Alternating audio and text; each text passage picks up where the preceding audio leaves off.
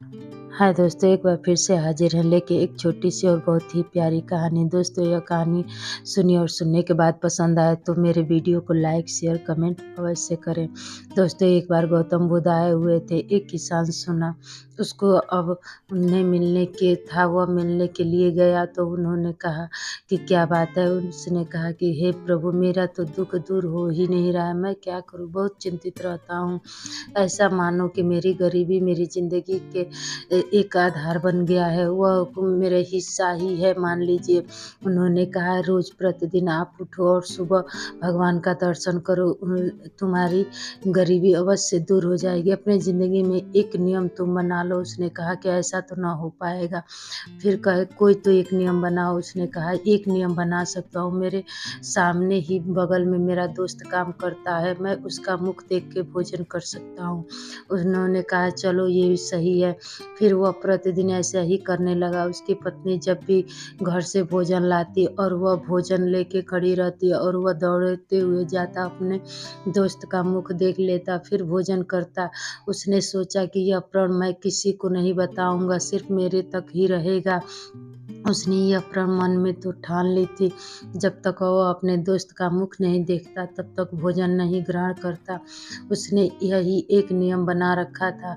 फिर उस एक दिन ऐसा हुआ कि उसे बहुत ज़ोर से भूख लगी और उसका दोस्त कहीं नज़र नहीं आ रहा था। वह बहुत दूर-दूर देखा, सोचा क्या बात है कि आज वह नज़र नहीं आ रहा है, कहीं गया है या क्या बात है। वह सोच रहा था कि बगल के कुछ आदमियों से जाके पूछा कि भाई मेरा दोस्त क्यों नहीं नज़र आ रहा है, कहाँ है? तब उन्होंने कहा कि तो आपका दोस्त तो गाँव के बगल में जो तालाब है वहीं पे जाके कुछ काम से गया है, आप पता कर लीजिए। वह कहा ठीक है, उसको तो भूख लगी ही थी, उसको अपने दोस्त का मुँह देखना था, क्योंकि उसने तो ऐसा ही नियम बना रखा था। वह दौड़े-दौड़े गया तो देखा कि उसका दोस्त वहाँ पहले से एक सोने का थैला पाया हुआ था, जो उसे देख के बड़ा खुश हो रहा था। लेकिन इसको सोने-चांदी की कोई परवाह नहीं थी, वो अपना नियम निभाने गया था। वह दौड़ा-दौड़ा गया खेतों में और तालाब के पास और उसका मुख देखा, फिर वापस भागने लगा। यह सोचा कि ये तो हल्ला मचा देगा, फिर तो क्या होगा, मेरे सब कोई इसमें से हिस्सा ले लेगा, क्यों ना मैं इसे आधा हिस्सा दे दूँ, आधा अपने पास रख लूँ। वह दौड़ने लगा, कहा भाई रुको, रुको, क्या बात है, रुको। फिर उसके पास गया और कहा दोस्त आधा तुम ले लो और आधा मैं।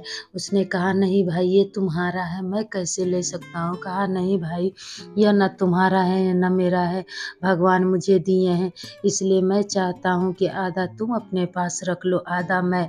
तब उसने सोचा कि ओह! यह भगवान का कैसा नियम है। मैंने तो सिर्फ़ एक छोटी-सी नियम ही अपनाई थी, जो सिर्फ़ अपने दोस्त का मुँह देखना था मुझे, लेकिन भगवान का अगर मुख देखा होता तो मुझे क्या मिलता? उसने यही सोच के अपने दोस्त के आधा सोने का जो सिक्का था, आधा उससे दे दिया, आधा अपने पास रख लिया। उसने सिक्के के जो धन पाया, उससे कहीं ज़्यादा खुशी इस बात का था कि मैं अगर प्रभु के देखने का नियम बनाया होता तो मुझे क्या मिलता? कुछ मुझे धन-दौलत तो मिलता, नहीं मिलता इसकी मुझे कोई परवाह नहीं है। मैं अपने प्रभु के हो सकता कि मैं साक्षात दर्शन कर सकता। वह यही सोचने लगा, लेकिन फिर उसने सोचा कि नहीं, अगले दिन से मैं अपने दोस्त का मुख देखने के बजाय मैं अपने प्रभु का मुख देखूँगा। गौतम बुद्ध के द्वारा बताए हुए नियमों का मैं सारा पालन करूँगा और उनके सिवा मैं किसी का मुख नहीं देखूँगा।